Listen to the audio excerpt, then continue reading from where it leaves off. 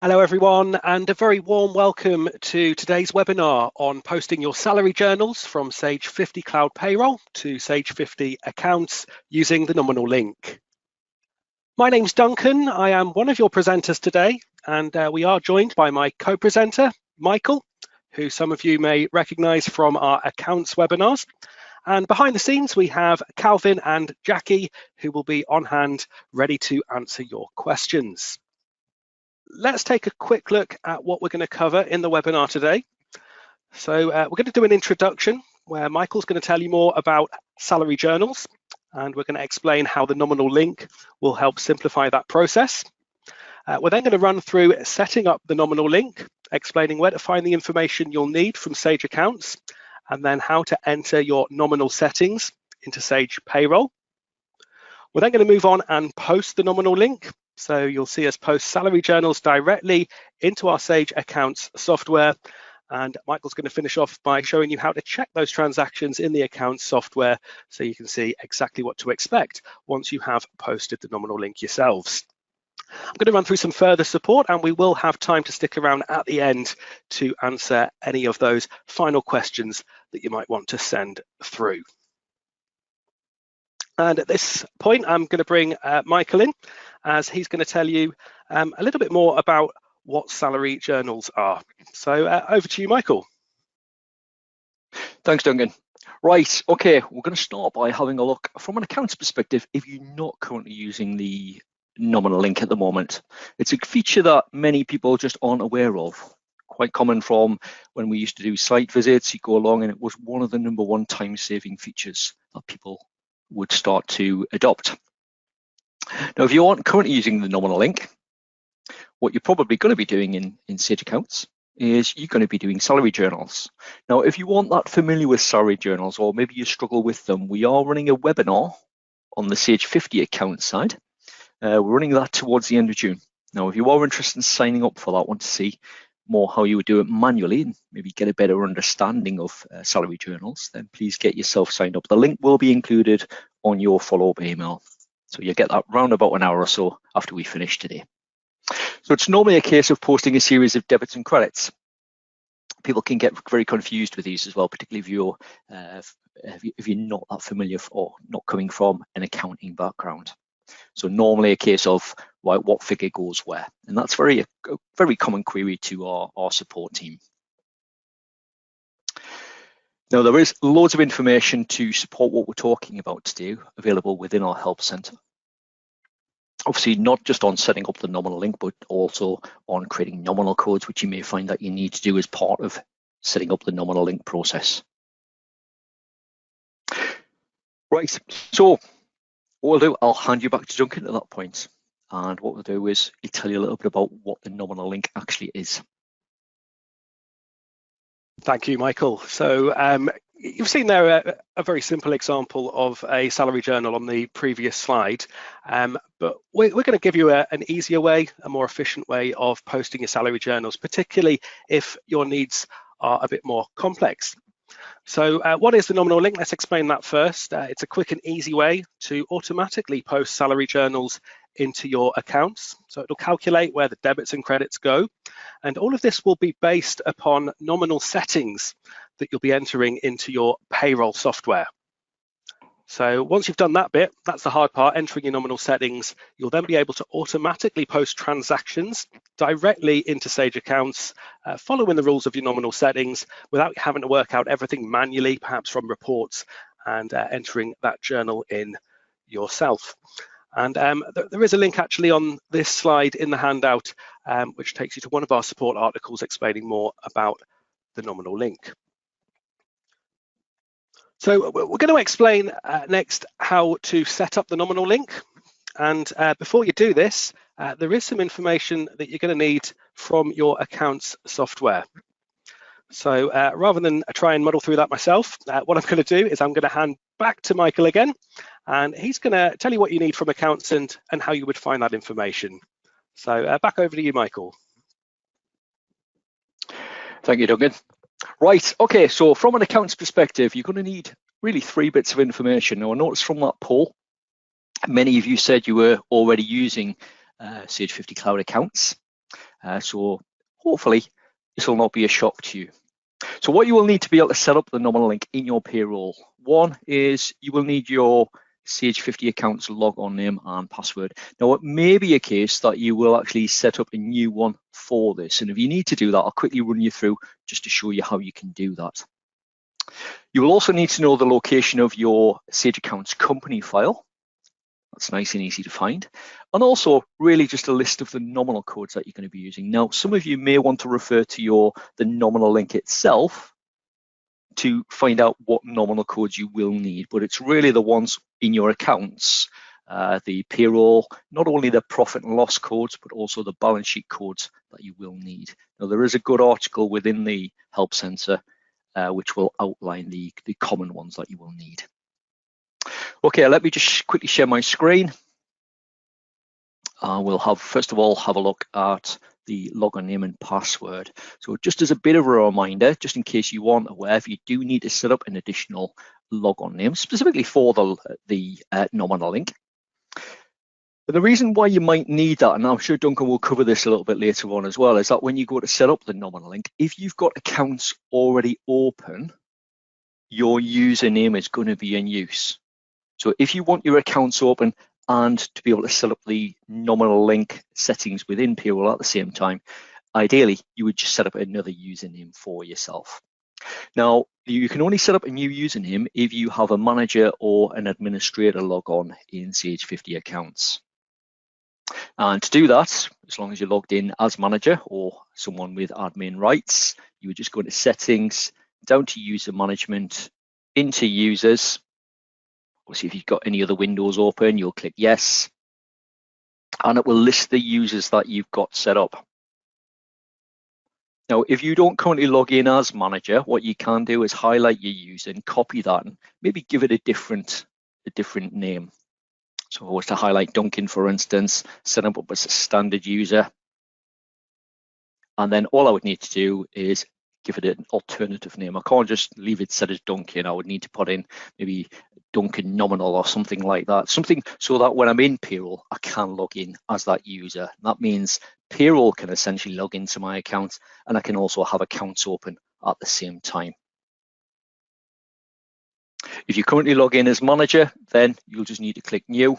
So you can't copy the manager logon. You need to click new and just work through the wizard that's going to appear. So it's probably setting yourself up as a standard user or an administrator, and then just clicking continue to work through that process. So essentially you've got then 2 logons. Now, the other thing that you will need is the location of your company file. That's something that you will need to specify when you're setting up your nominal link. And it is in a set location within Sage Accounts.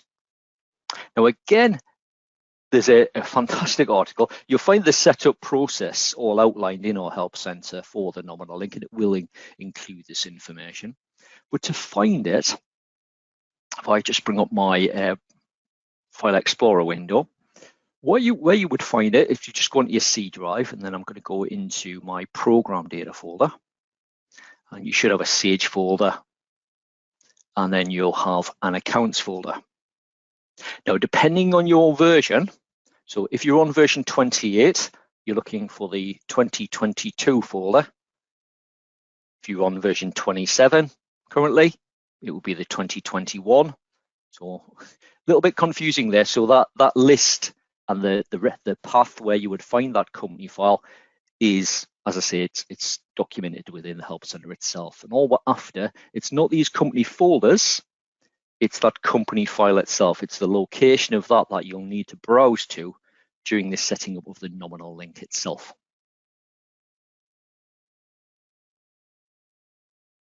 Now, the other option that you will need, or the other list that you will need, is your list of nominal codes. So you pop into nominal codes, and there are going to be two sets of nominal codes that you're going to need. You're going to need your balance sheet items.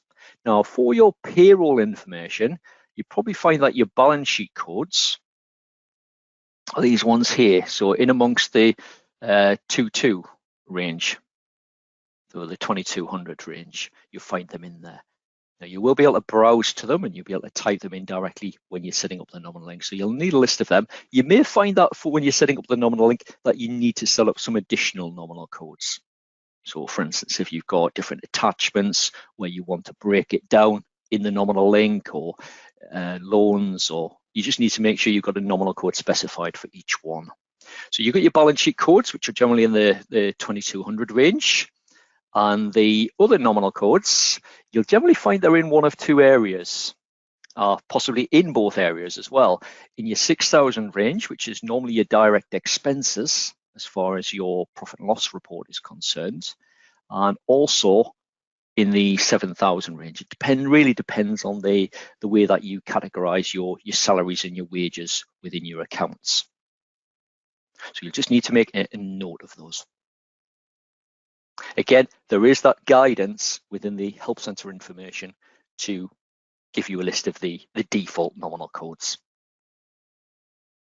So those are the three key bits of information. Your logon name and password, and maybe you need to set up a new one. You've seen how easy that can be. Remember, you will need to log in as manager or an administrator to be able to do that. The location of your company file, and also your list of nominal codes. Now with that, I'm going to pass you to Duncan. We'll get on to the main event, which is actually setting up the nominal link itself.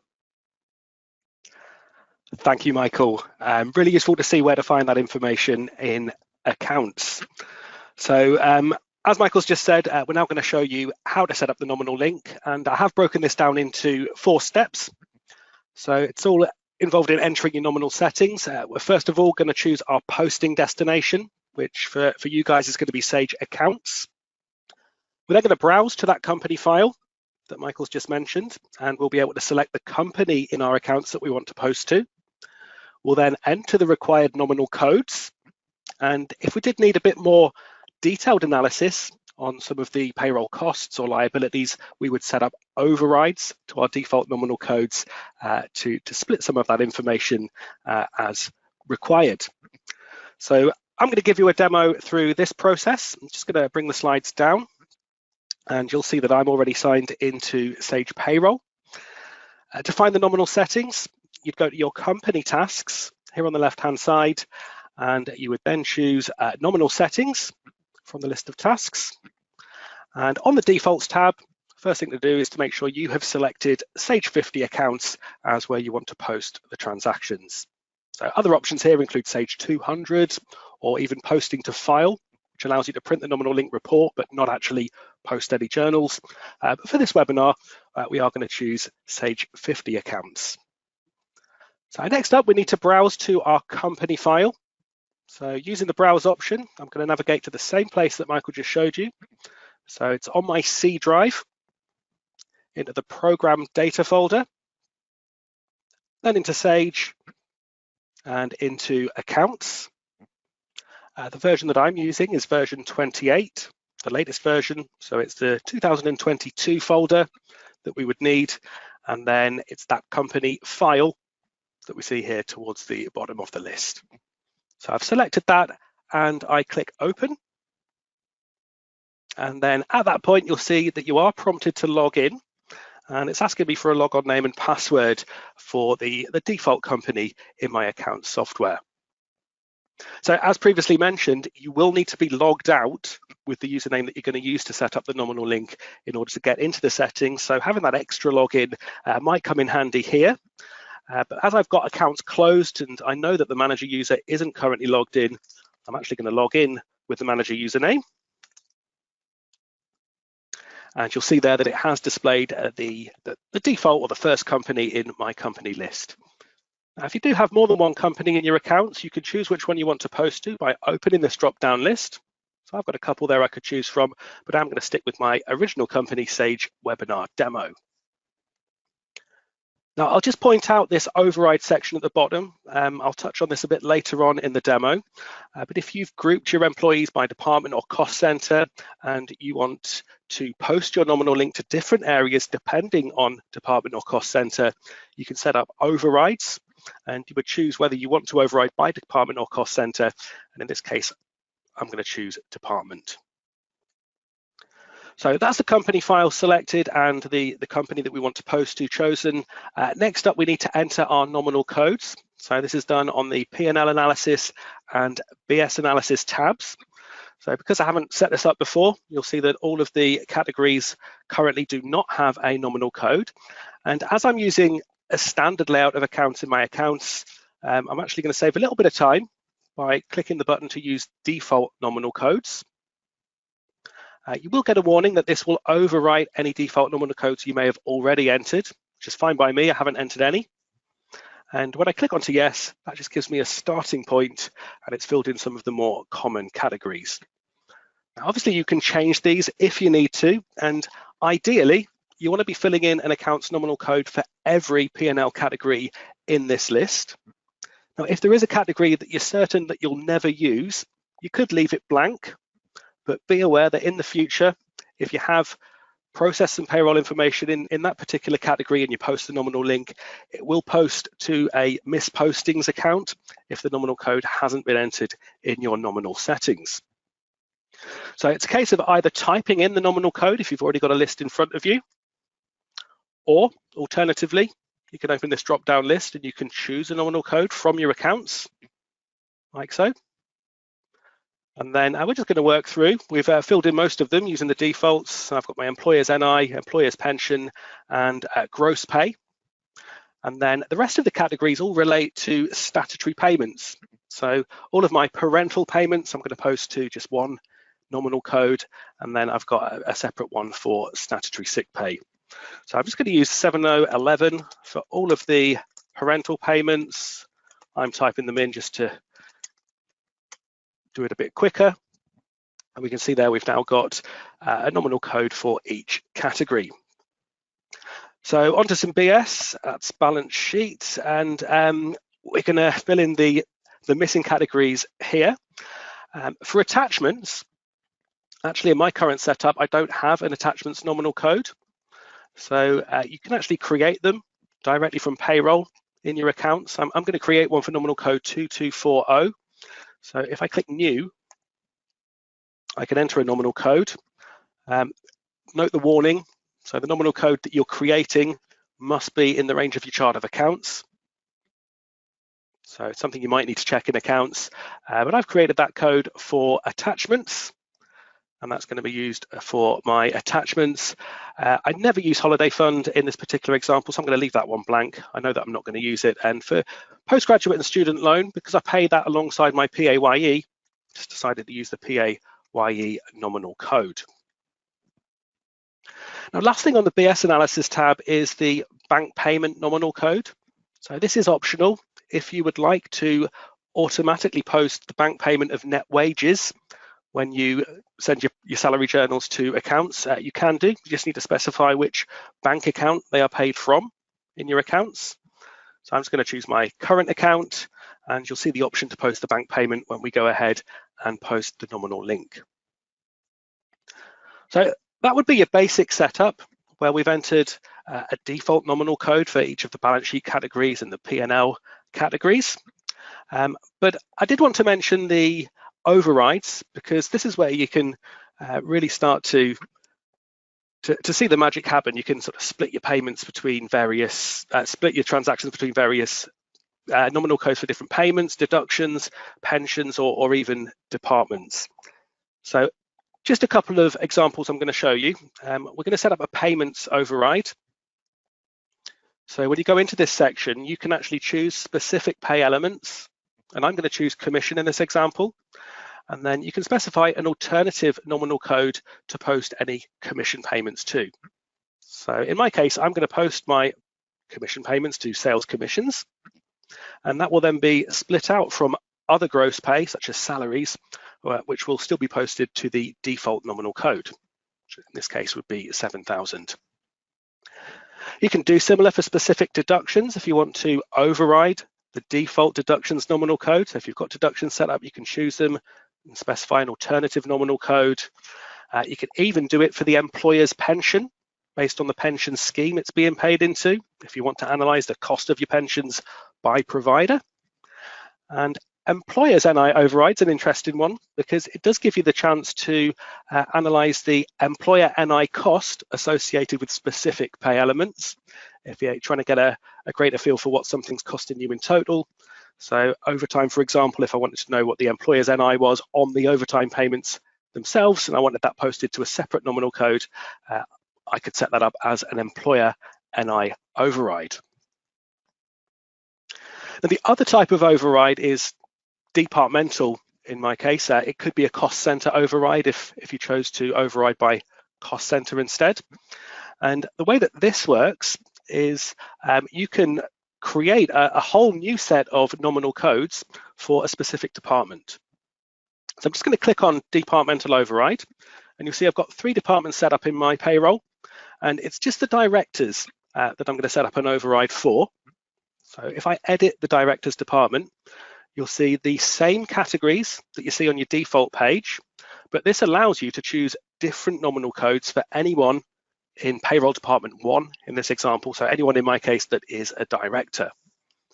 So there's only 2 of the categories I'm going to fill in. I'm going to do the employer's NIC. I'm actually going to send that to a separate nominal code for directors employer's NIC. And I also want to analyze the director's payments separately. So instead of putting them to the gross wages nominal, I'm going to use director's salary. Now with an override, you don't have to fill in all of the blanks, because if anything is left blank here, it will just revert back to whatever you see in the original, I can't show you it, but the default settings. But what you can do with a departmental override is you can post to a specific department by filling in the accounts department column. So I'm not going to do that in my example, but it is a way of posting transactions with an accounts department should you wish to do that. And you can even do overrides within your departmental override if there's specific payments that you want to do that for as well. So that's our P&L codes all set up. Quick look at the overrides on the balance sheet. I'm not sure if these are used as much. I think Michael mentioned some of these. Attachments override could be used if you wanted to post different types of attachments to different liability codes in your accounts. So maybe you've got a CSA nominal code for pay and child support. Maybe you've got another one for other types of court orders. So you could do that and specify your nominal codes. I'm not going to bother. Employee loans, if you've got different loan categories, you can post to different nominal codes. And pensions override, I am going to set one of these up. So I've got 2 pension schemes, and I want to split out my Aviva pension contributions to a separate nominal code. I think I'm going to need to create this one because I don't think it already exists. No, I've just got 2230, so I'm going to create 2231 for Aviva pension, and that way the payments that I'm going to make to my Aviva pension provider will be posted to this liability code rather than the default. So that's a good look at the nominal link settings, but before I save them, I want to share one more tip with you. Once you've set everything up, particularly if you've been entering overrides, if you want an easy way to check your settings, you can actually print the nominal settings, and I'll just show you what that printout looks like, as here is one I printed earlier.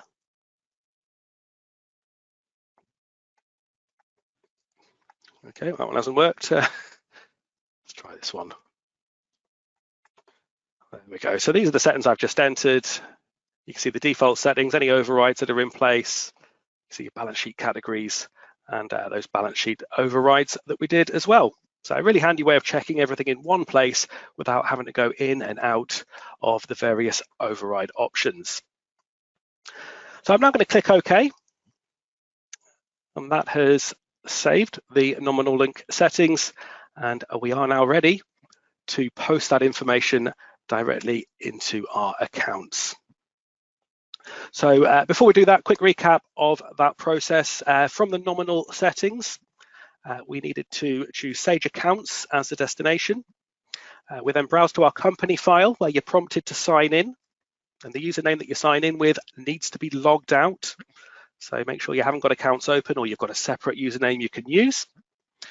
Default path to that company file I've just put on the slide for you. It's in Program Data Sage Accounts. select the company you want to post to, enter the nominal codes, and then if required, you can get down to those overrides to give you that greater analysis. So now that that's set up, all that remains really is to post the nominal link, and then we're going to get Michael to show you what you'll actually see in the accounts package. So in terms of when you do this, it's a post update task. So you will need to have updated records for the period that you want to post. You're then going to run the nominal link wizard. The first time you do this, you'll be asked for a starting point, and then for each subsequent period, it will post in chronological order. And then before it goes into accounts, you'll be asked to log in again. And once again, it needs to be a username that isn't currently logged into Sage Accounts, and then that information gets posted. So let's take a look at that in action.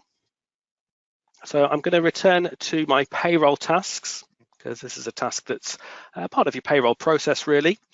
And best practice is to set your process date to the pay date that you want to post. So the first one I'm going to post is my April salary journals, pay date 30th of April. You would need to select the employees you want to include. Now be careful to select any leavers as well. If you have criteria settings that exclude leavers, you're better off posting the nominal link before you process your leavers, or take the tick out of that box so that you're making sure that everyone that was paid at the time is included. And then just after update records on your payroll tasks is where you'll find nominal link. So it takes you into the wizard, and as this is the very first time I'm doing it, it's showing me all historical periods within my payroll software. So I'm going to bring that right up to date, and the first one I want to post into accounts is my April salary journals 2022. On the next step, it shows you which employees will be included in the nominal link procedure, so all 5 of my employees. And then you have an opportunity to enter a transaction reference. You're limited to 8 characters, unfortunately, so I'm just going to go with the word wages. And you can, if required, change the transaction date. Although we're going to stick to the pay date, as that's when the employees were paid. Just underneath, there's a setting to group the transactions, and you'll find that is selected by default, and it just means you'll see totals for each P&L and balance sheet category with the credit or debit value, rather than ungrouped, which is where you would have individual transactions for every single employee. So you could end up posting potentially hundreds of transactions each time you post a nominal link if you don't group them. So we're going to stick with grouped, and then move on to the next point where it actually shows us a preview of the journals that are about to be posted. So I'm not going to go through all of these, but you can see the credits and debits. We have got a statutory payment that we're recovering, so the nominal link deals with that. It offsets the amount you've recovered against your NI liability, for example. And at this point, you can print a report just to check the postings that you're about to make. And I'll try and show you what that report looks like. Here's one I did earlier. So it shows you all the credits and debits, the details of the journal that's about to be posted. Because we've got bank payments set up in our nominal settings, we can use the next option. I'll put the same transaction reference, just wages, and then we'll also see the bank payment from our bank account to the net wages nominal code, showing that that payment has been made. And finally, I would click on to finish. I'm prompted to sign in, so I will just sign in with the manager log on, knowing that it's not already logged in anywhere else. And Nominal Link has finished posting those transactions. And that's it done. That's now set up. I've got a May pay date to post as well. So I'm just going to set my process date to my May pay date. And as I've already updated the records, I'll go straight into the Nominal Link wizard. You'll see this time I haven't had to choose a starting point. It's just going to do the next period that's available, in this case May. I'll put my references in as I did before.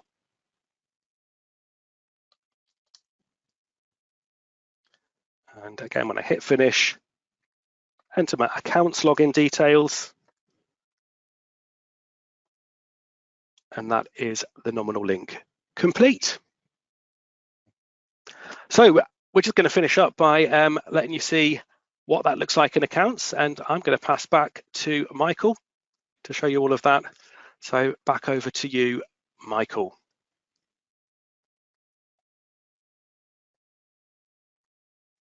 Thanks, Duncan. I couldn't find the unmute button there for a second. Okay, hopefully you can hear me nice and clearly again. Right, okay, so back to accounts. Duncan's obviously posted the two nominal links across, and if we just pop into the transactions list, share the right screen, that would help. There we go. So we're back into Sage Accounts, and if we pop into the transactions list, you'll see all the transactions are being posted. Now, before we started, obviously, I just had a blank company, so I wouldn't have had those transactions that Duncan's posted across. So you can see the two sets. So from transaction 18 and above, that was the first nominal link posting, and then from 19 onwards, it was the May posting that Duncan's just done. So this would be the equivalent of you sat there going into nominal codes and then doing a journal for the equivalent information. So you can see how much slicker it is, particularly if many of you, which you voted at the beginning, you use both payroll and accounts. So as you're probably well aware, salary journals can be very lengthy. To sit and enter this one manually, that could take you a good few minutes to do that, if not longer. Obviously, transferring the information, getting it out of your payroll. So in this case, it's just doing it automatically and bringing that information across. Now, what we do see on the end is the inclusion of a journal for the bank payment, as Duncan had selected that option. So that's the equivalent of paying the net wages, so recording that in your accounts. Now, if you haven't done that, if you choose not to and you just want to do that one manually, then all you would do, as usual, you would go into your bank accounts and make that payment. We'll cover that one in just a moment. What we'll see though, if we go into nominal codes, and if we just run something like, say, a profit loss report as an example, and I'll just run that up to, I'll just run it for the full financial year, and you'll see the position that it's in currently. So as we can see at the moment, I'll just zoom in so you can see that a little bit clearer. Got next to no information in this set of accounts, just the payroll information that Duncan's posted, but we can see the information that's being brought across. So on the profit and loss, that side of the journal, generally the debits aspect of your journal, that's what's building up the balances over the course of the financial year in this case. That's showing you your expenses against your profit and loss. The credits will generally be, obviously they're going to build up against the balance sheet codes. So as you can see here. Now in this case, the Nominal Link journal, it did post we had it flagged to post the bank payment for the net wages to automatically record that in our accounts. And let's say we're ready to now post let's make the payment for national insurance, the PAYE and the national insurance. And we just simply do that within accounts. We can do that as a manual transaction. Now, yes, you may have other options of recording that. You could do it as a journal as well if you wanted to, but the easiest option is literally to go into your bank accounts list. So we'll choose the account that the money would have been paid out of. So let's say that's collected via direct debit. We just want to reflect that in our accounts. If we go into the payments option, do it as a bank payment. And I'll just do it with today's date just for the sake of argument. And I'll say PAYE/NI. Now I'll leave the X reference blank, nominal code, pop in the first one, which is PAYE, and then pop in the amount. So the amount that we're showing as a liability at the moment, 2051. Now with payroll information, obviously it's classed as being non-vatable, so we'll choose T9. And then what I'll do is I'll do the second line. And remember, in accounts, you can press F6, copies the information that's above. And we want this transaction to group together. So when we're looking at our reconciliation, we just see one total value on that. So same bank account, the transactions are consecutive. They've got the same date, they've got the same reference. So when I post this one, it'll group those transactions together, as long as you've got the default settings specified. So we'll do national insurance. Pop that one in, and again, make sure you set that to T9. should be your non-vatable tax code, and then we can just save that. That's it done. Now, what that would look like now on our nominal codes is that you can see those two nominal codes that I did have selected that had the credit, the liability that was essentially established by that payroll journal posted by the nominal link, that's now being zeroed out. And really, I suppose that's your nominal link in a nutshell. If you've got any questions, keep them coming. We will attempt to answer any questions in the background. We might get Duncan back on as well, if just depending what the questions are. So we'll have a look, see what they're going to come up, what you have. So keep them coming. Right, just to come back to the slides just for a moment, just a little bit about additional support to help you with not only the nominal link, but just with your software in general. So plenty available. Loads of information available in the Help Center. Do be careful when you're accessing the Help Center, because if you access this directly from within your software, so if you're in Sage 50 accounts, it will take you into the Accounts Help Center. If you search for Nominal Link, you'll not find the articles. Make sure you're going into the payroll side of the Help Center. If you've gone in via accounts, just click Help Center, and then it will allow you to choose your product and switch across to the payroll side of the Help Center. To access the Help Center, you've got your links within Sage 50 Payroll. You've got your link on your toolbar at the top, and within accounts, you've got the link on the navigation bar towards the upper left-hand corner. Obviously, you can search our knowledge base, loads of information and more on what we covered today, the support guides, webinars, videos, and also the option, if you do need to speak to our support team, it will outline the options for getting in touch. Just a quick plug for Sage University as well. So Sage University is where you'll find loads of our online learning content. So whether you like e-learning or you want to complete a certification course or the bite-sized learning videos that are available, just head along to sageu.com. You will need to have a log-on for that, which you can set up yourself. And then you can get in and start using the courses to learn more about the procedures, processes, options within your software. So all free to access. So just head along to sageu.com. Right, now it does bring us to the end of the demonstrations. If anyone has any questions, keep them coming. I'm just going to mute my line for the time being, and we'll try and pick up any outstanding questions. So if you've got any, please pop them in there. If you think of any after you've left the session today, either use the Help Center or get in touch with our support team. Really easy to do that, as we've mentioned. But if you've got any questions, please keep them coming. I'll just mute my line for the time being. We may come back just to start maybe some additional demos here and there if needed. Otherwise, we'll just come back to you at the end when we're ready to finish the webinar. You will receive a follow-up email after the session today as well, just in case you're about to leave. So you get that around about an hour's time. It's got the links if you are interested in signing up for any other webinars. So a couple of comments coming in about the can you post your salary journal into your accounts manually? Yes, you can. So we are covering that one at the end of the month. The links to register for these webinars for both Sage Payroll and Sage Accounts are included on your follow-up email. There will be a little survey pop-up as you leave the session today as well. So if you can take a minute to complete that. If you want to share any thoughts, what you thought about the webinar, ideas, topics you'd like to maybe see covered going forward, please let us know. As I say, if you can take a minute to complete that survey, we greatly appreciate it. For now, I'm just going to mute my line. We'll come back to you in just a few minutes, I think.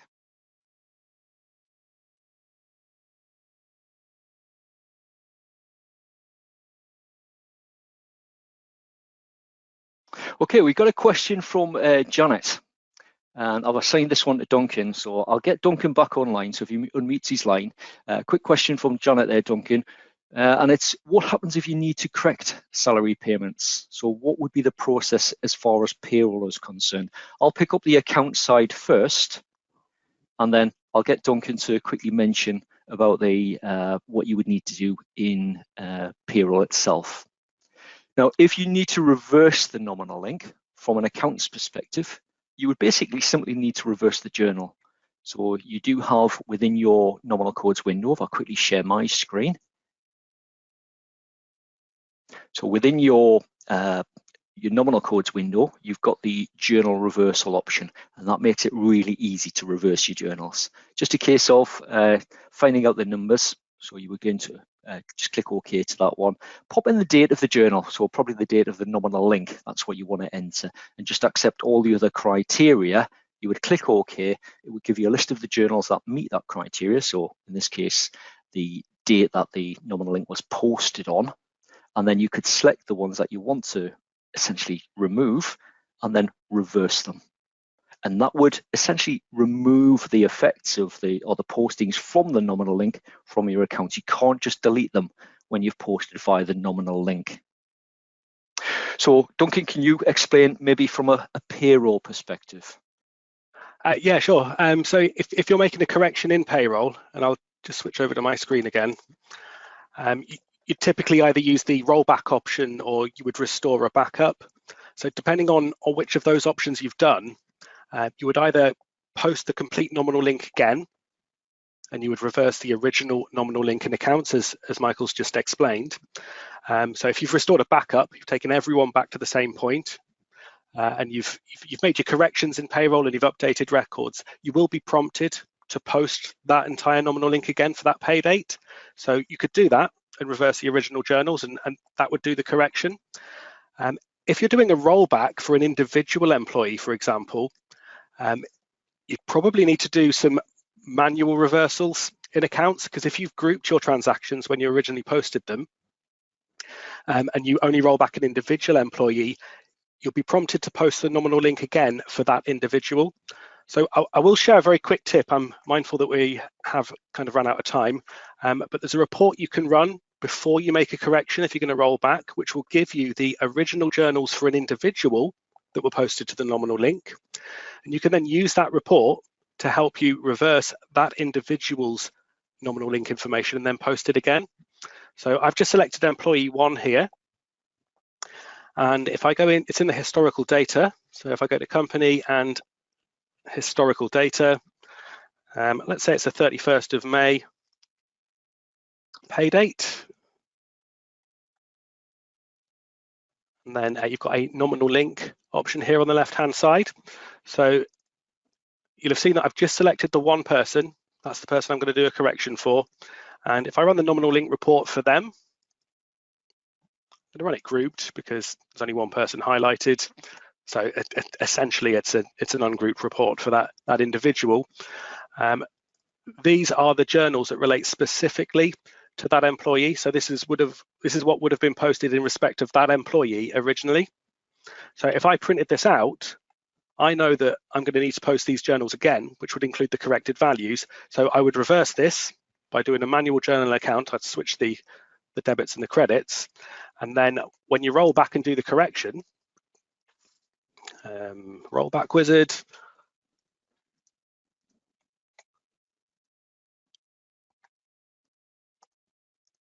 So I'm just going to put some slightly different values in. Let's say we've missed out a bonus or something like that. Let's stick some commission in. Once you've printed a new set of pay slips for that employee, etc., you would update the records.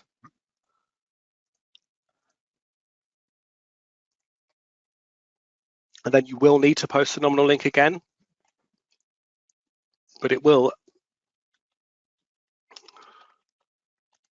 I'll put wages core, so as a correction.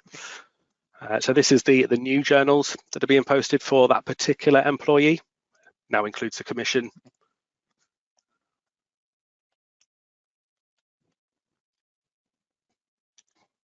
I'll not do the bank payment, actually. I'll just do the nominal link journals.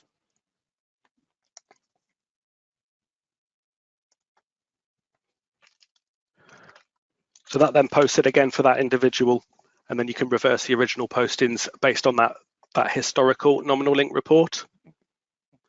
The other option is to post to file for that period that will need to be completed, and then just do a manual correction in your accounts. So different ways you could do it, but that's my tip. Use that from historical data. That historical nominal link report's really useful. Excellent. Thanks for that, Duncan. Janice, I hope that answered your question. If in any doubt, as normal, we'd always encourage you to get in touch with our support team and they can guide you through that process. Okay, so that brings us just about right to the end of the webinar. And it's just to thank you for your time. Hope you've enjoyed this session, given you some food for thought, and happy nominal linking. So if you've got any feedback for us, please take a minute to complete that survey. That should pop up as you leave the session today. Otherwise, take care, stay safe, and hopefully we'll see you on some future webinars. Many thanks.